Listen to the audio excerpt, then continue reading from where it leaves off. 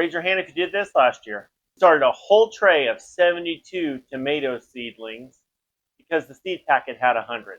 Then in May you had nowhere to put them, so you ended up cramming them in there. And by August you were just like, what happened? Dead tomatoes, tiny fruits, terrible situation. Today we're going to do garden math versus garden reality. I'm going to help you calculate exactly how many plants you need to actually feed your family, fill your pantry, and most importantly, fit your lifestyle. Welcome back to the 2026 garden game plan. In the last video, we built our calendar. Now, before we buy a single seed packet, we need a number. Now, most people are going to start with a seed catalog. Don't do that. We're going to start with our dinner plate. Rule is simple. Eat first, plant second. So ask yourself, what does my family actually eat? Do we want to eat it fresh, or do we want to can it for winter? If you hate kale, I don't care how easy it is to grow. The number of kale plants you'll need is 0. And writing 0 on your list is the greatest feeling in the world. Let's look at the biggest space hogs, which is of course going to be tomatoes. A healthy indeterminate plant in zone 6B, if pruned well, gives you roughly 10 to 15 pounds of fruit per year. If your goal is to make 20 jars of tomato sauce for the winter, you'll need about 3 pounds of tomatoes per quart, which is 60 pounds in total.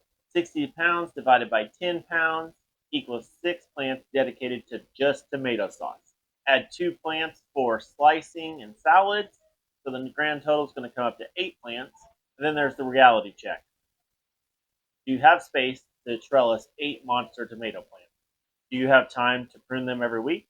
If you only have 2 raised beds, 8 tomato plants is going to take up half of your garden space in general. If the math says 8, then go ahead and plant 8, but don't plant 16 for just in case. Trust your yield estimates.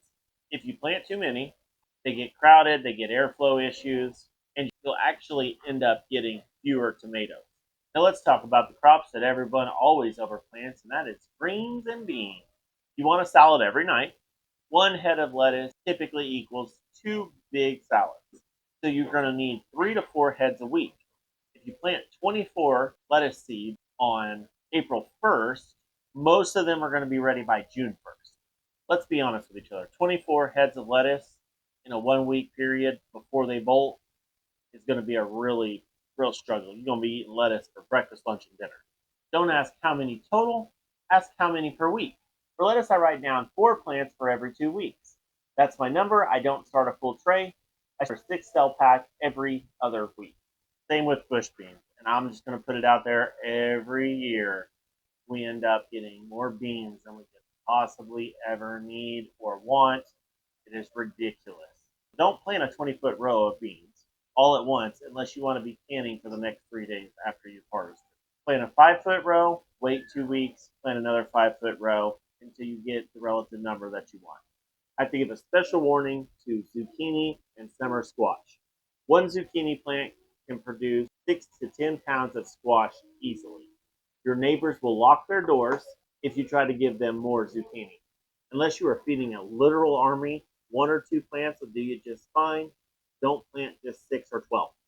I said trust the math, but things happen. Cutworms, dampening off, the whole list of wonderful things that can kill your seedlings. So you want to add a 10 to 20% buffer when you're starting your seeds. If I end up needing 10 tomato plants in the ground, I'll start 12.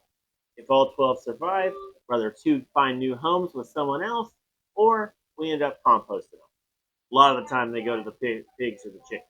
This is the hardest part for gardeners. You put all that work in, and it's really hard not to want to try to find them a home. But sometimes you just got to do it. And keeping those extras is what's going to ruin the spacing that we're getting ready to plan out. Here's your homework from episode 2.